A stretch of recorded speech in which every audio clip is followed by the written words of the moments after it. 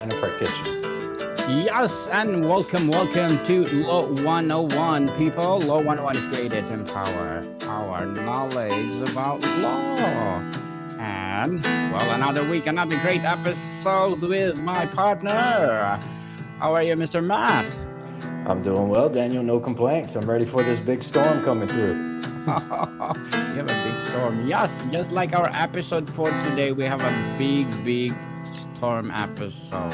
So, Mr. Matt, what will be our topic for today? So, Daniel, I think today we're going to stick with some estate planning topics, but mostly things that I see so many times over and over again that are mistakes for people who do actually create estate plans. Interesting. I like doing mistake because I learn from those mistakes. But people don't afraid to commit mistake because in the process you will learn from it. So, Mr. Matt, you said the state planning is about control or extending that. How would you frame it as a tool to ensuring alignment between your values, family, well-being, or legacy you leave behind? Correct, Daniel. It was about two episodes ago we were discussing that estate planning. It's not really about death; it's about control and control while you're still alive.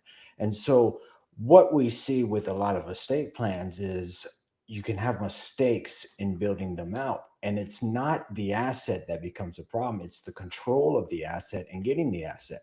And so, when we're looking at legacy planning, we're looking at handing things down to our children, our loved ones. Well, if there is an issue that is created because the estate plan isn't properly formed, what's going to happen is it's not going to work. And so we see it all the time. The client passes away. It's not a big or large, complicated estate, but the family can't access brokerage accounts for several months.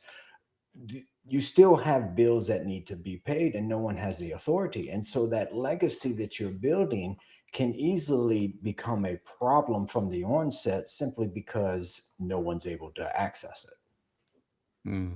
No one can take the money. So let's talk about the then versus now, Mr. Matt. Most plans focus on disturbing assets after death. How can a truly robust plan also serve the grantor during life, especially in a cases incapacity, and why is it the alignment crucial? Uh, Always a good question. With estate planning, you're doing more than just assigning assets to people when you pass away. What we'll see oftentimes is incapacity issues. Somebody has some kind of form of maybe Alzheimer's, dementia. Maybe there's an accident and they lose consciousness, terminal illness, things like that. And the estate planning, what we're doing with it is we're picking who's going to help me through this if something bad happens. Who's going to step up in that role? For a lot of people, they choose their spouse, they choose their children. Those are simple type of mechanics, because with hospitals and things like that, the family has a lot easier access to get into it. What happens though is when you're choosing third parties, friends or other people to step in, it becomes problematic. And so if you don't have these people listed as your medical power of attorney or your durable power of attorney, you're going to have problems because somebody is going to say, well, you're not family, we can't tell you anything. Or where's the medical power of attorney is pretty much what we hear all the time. And we definitely don't want to say, oh, we don't have one. Or more so, I get the call all the time, hey, my father has dementia, I need you to hurry up and make me a medical power of attorney, a durable power of attorney. At that point, it's too late. I don't want to do that. There could be lawsuits, things like that, based over the fact that they lost capacity. And now I've gone out and created a paper form, a document that is going to basically say, hey, they were conscious and had Mm-hmm. capacity when we created it. Mm-hmm. Yes, definitely. So, Mr. Matt, the human blueprint, if a legal document are in what is who and how, the human systems of trustees, executors, or family communication, that ensures the plan actually works as intended. Correct, correct. And so with trust, we'll have trustees. When we're doing a will, we have executors. If there is a will. If there's not a will, then what you're dealing with is what the courts call intestacy, meaning no will. And so at that point, the heirs come together, somebody chooses a person to be the administrator. All of these people are pretty much in charge of the estate at that point or of the trust. The thing with the trust is that the trust can continue on, so the trustee may manage it going forward. But the a lot of times what we'll see is the trust will terminate upon death of the grantors and assets will be distributed. And so that's what the trustee is doing. When we have issues where a it's not the grantor, you have a third party trustee, basically somebody stepping in who's not the grantor, what you're seeing more is that they can step in at any time. And so we utilize these more with healthcare type assets where, hey, we've got this home right here. We don't want to sell the home because there's tax implications. There's better ways of letting mom or dad keep the home in their name. And then, after death, you would have stepped up cost basis, but somebody still needs to have the authority to manage this asset. And that's where the trust really comes in and allows these type of things where a will, sorry, that only really comes into play when you die. Mm-hmm. Yes, when you die only. There's no exemption. For sure. So No, there's not. so let's talk about the failure points why done plans fall apart. The set and forget trap. A plan is often seen as a one time transaction. Beyond simply not updating beneficiaries, what are the more subtle life changes that So, silently void the plan's intent? so here's what we see all the time. So we create a trust, and that trust, for a lot of people, we're creating it because we want to avoid the cost of probate. And Mm-hmm. so if you have a trust, you have to do more than just create it. The paperwork's one thing. Adding the corpus to the trust is the next thing. And so what we'll see all the time is somebody says, hey, I've got a trust, everything's good, I'm avoiding probate, my estate will be in order. And then they die. And then it turns out that, okay, they never put the property into the actual trust. They didn't go to the property records. They didn't update the deed. And so that property is now sitting outside. Or you'll have brokerage accounts and things like that where they forgot to make the beneficiary of that brokerage account the trust. And so now you have maybe no beneficiary there and you have to go to probate again. And so here's a perfect example. In Texas, we have community property. What Mm-hmm. community property really means is that half is mine, half of what I make is mine, half of what I make is my spouse. We're a team together, and vice versa for her. And so when I pass, half goes to my heirs, half goes to my spouse. Now, that's the law. You can overwrite the law by creating a will, creating a trust, and putting in, hey, everything goes to my spouse or everything goes to my child. But when you don't, this is what happens. And so take it, for example, we will use the brokerage accounts we were just talking about. Nobody is set as a beneficiary. So what would normally pass without a state, well, not a state, but without probate, now has an issue because the bank can't distribute it without probate. But you have a problem. So let's say in this example, because this is what I see all the time, we have the children. The children want to Mm-hmm. get mom's IRA or 401 account. It's over at one of the banks. They go over there and they say, hey, I want this account on the son. Well, the big banks are just going to say, sorry, we need letters of testamentary in order to hand this over to you. So now you're going to have to go to probate simply for one brokerage account. Probate's not cheap. It's several $1,000s. But here's the real kicker. So mom passes away, and then dad a few years later passes away. Well, what's happened now is half of that money from that IRA went to the children. The other half went to the husband who has now passed away. So you don't have just one probate. You also got to probate dad's estate so that you can get this money. And the problem with that is, let's say dad has multiple children, blended family. It's no longer all of it coming to the children. Half of it goes basically, well, let's say there's two children from mom, dad, same person, but dad also has two children. So two children receive half of it. The other two children from the previous marriage, they get the other half. These are the type of things that bad estate planning does. It's going to cost several $1,000s to get this money. You have to do two probates, and you're not even getting all the money because it's going to other people because dad inherited what mom wanted to give straight to the children. Interesting, Mr. Matt. Interesting indeed. So the DIY disconnect. With online forums, more people are attempting this alone. Where does the fatal misalignment typically occur in a DIY plan? Is it the legal language itself or in the complete lack of guided decision making about those who and how questions? I think it's both. When I look at something, let's say I'm going to change the brakes on my car, I have to really understand what I'm doing because I don't want to be driving in a situation where I forgot to put a screw back and next thing you know, I'm slamming into a car. Mm-hmm. I studied how to do the brakes, how to make sure that they're good. I do it all the time. I'm really good at doing my brakes. The problem that most people have is they see this online application and they say, oh, well, this is easy. I'll go do it myself. Well, what you're doing in this case is you're taking a basic plan. You haven't had the conversation with somebody who sees it all the time. You really want to understand how to create an estate plan. Talk to people who do probate because those are the people we're on the front line. We're sitting in the courtrooms hearing these arguments go back and forth.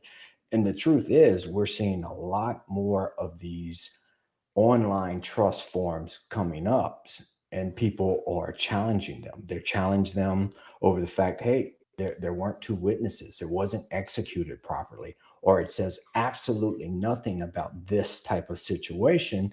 And so then people start suing over this situation because it was left out of the will itself entirely. So I have basically two philosophies on online type do it yourself. We are all capable of learning things and being good at them and understanding it. And if you want to learn and do it, that's fine. But on something this so important, if you have a small estate, hey, everything's going to my spouse, everything's going to my children. I don't have much worried about protection. I'm not really worried about a trust. They're not always that bad. But if you have a complex estate, something you've worked for and built your entire life, go see somebody who understands it, somebody that can answer questions that you're going to have. You can always go and do it on your own. Get a consultation, understand the things that are important that you don't want to miss, or just have them do it for you. Because in the end, if these wills are challenged or if something is done improperly, it's going to cost the estate a ton of money. And a lot of times, the people who are in detriment of this are the very people you wanted to give these assets to. They're not always going to get them, especially if there's challenges and things like that. And the state is spending all this money trying to litigate against it. Mm-hmm. So let's talk about the unintended tyrant. Mr. Man, people often name a trusted eldest child a sole trustee or executor without considering the dynamic this creates. How does this well intentioned choice often unintentionally sow conflict, resentment, and lasting family division? Oh, I can go on for days on this, Daniel. So I'll keep this one short. A lot of times, what I see is I have two children. I want them to both be executors. And people will make it that every decision has to be agreed upon by both of them. Mm-hmm. Well, in real life, a lot of these times, the two people they don't always get along. And so here's a perfect example. You have an estate, you have a brokerage account like we're talking about. It's going to the trust. They both have to sign, they both have to agree, they both have to open a bank account for the trust. All these things have to take place with them doing it together. So if they're not getting along or if one of them won't sign something, you're creating big problems. And we see it all the time where people start suing the other person for failure of fiduciary duty, or they'll sue them for, hey, you're not moving on this quick enough, or they're just fighting back and forth over, look, I want $10,000 more for the house. When we're choosing people to handle the state, yeah, love is a wonderful thing. I want my children to do it together, or I want this person to do it because I love them and they'll take care of it properly. But we also have to look at the reality of who we're picking. Are they capable of doing it? I see it all the time. I want my eldest daughter to be in charge of everything. She's got 3 kids. She's married. Oh, she's such a smart. She's a doctor. She'll handle all of this perfectly. Well, what they're forgetting is that this daughter of theirs, who is a doctor, is working 60 hours a week. The only time she gets off, she wants to go and spend time with her family. And now you're saying, oh, you've got to go settle this entire state. You've got to sell their house. You got to sell the cars. You got to contact the bank. You got to argue with these people over final taxes and final expenses. And this person is just overwhelmed with it. And what we see all the time is nothing moves. It just kind of stops. And they'll get to it eventually, maybe. We Mhm. don't know, but we're assuming they will. But in the meantime, the eldest son, who doesn't really do much, he enjoys his time off laying on the couch, is sitting there saying, hey, I want this money. Well, why are you taking forever at this? And then you start having arguments with that. And so when we pick people, a lot of time it isn't just who we're picking, it's are they capable of doing it. We don't Mhm. always want to pick the golden child. Sometimes we might want the middle child who has the more time to do it, even though one of the other children may be angry. It's not up to the children to decide who gets to handle the estate. That's the parents. That's our responsibility for picking the right person when we're creating our own will, creating our own trust. And so we have to pick it properly, because if not, again, we'll find ourselves in court. We'll find the estate having to litigate. We'll find all this money that should be going to the beneficiaries is now going to the attorneys. It Mhm. can become a mess, Daniel. Yes, definitely. And people, this episode is being brought to you by Meridian Legal Advisors. Please visit the website itself. And the true measure of success, Mr. Man, when you look at the plan you helped craft, what is the ultimate sign years later that it was successful? Is it a smooth administration, or the preserved family harmony, or something else?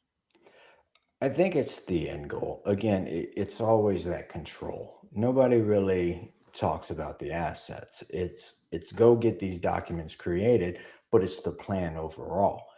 Have you moved everything into this trust, or have you done everything, titled the accounts properly? We see it all the time in probate and estate planning, where the ex-wife, because somebody didn't change their designation, is getting all the brokerage account money because she's the primary beneficiary from when the account was first created. Now they're divorced, long gone. In a will, in an estate probate type situation, typically the courts will not allow the ex-wife to inherit. They'll call, hey, that's a mistake. This should have been updated, unless there's a general reason that this person is. But for mistake, they kind of block it.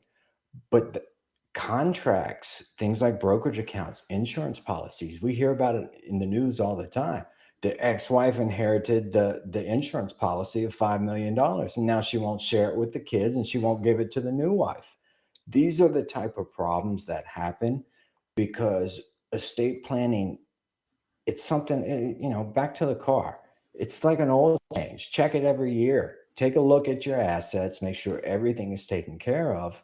And if everything is good and the manual upkeeping and, excuse me, annual upkeeping and these type of things are in order, then it's easy. Estate planning goes smooth. There's a lot of probates I have done where, hey, we're in and out. See you later. If you guys need me, give me a call.